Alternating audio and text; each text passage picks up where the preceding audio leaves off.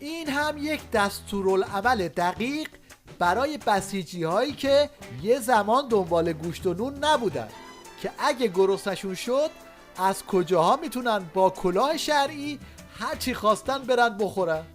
به ما اجازه میده به خانه 11 گروه که رفتیم بدون اجازه اونها از خوراکی های اونجا بخوریم. مثلا بنده میرم خونه پسرم، میشینم یه مقداری نیستن یا مثلا عروسم هست رفته جایی، میتونم برم در یخچال رو باز بکنم یا خودم چایی درست بکنم یا اونجا مثلا آجیل هست، میوه هست. بله اجازه لازم است. فرزندان، پدر، مادر، خواهر، برادر، عمه، عمو، خاله، دایی، تا حالا شدن 9 تا. بله. 10 دوست صمیمی و 11 کسی که ما کلید خونه رو به او دادیم برای مدتی مثلا مسافرت میخوام بریم برگردیم.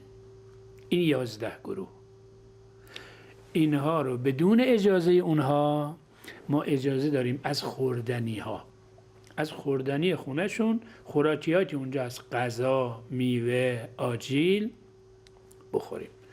1 نفر هستیم یا چند نفر وارد اون خونه شدیم، به ما اجازه دادن تو این خونه وارد بشیم. همه اجازه دارن؟ 1 نفر یا چند نفر؟ بله 5 نفر مثلا ما رفتیم خونه عمم مثلا 5 نفری هستیم از فامیلا. خوراکی های دم دست. این هم نتیجه این دستورالعمل برای این خانواده.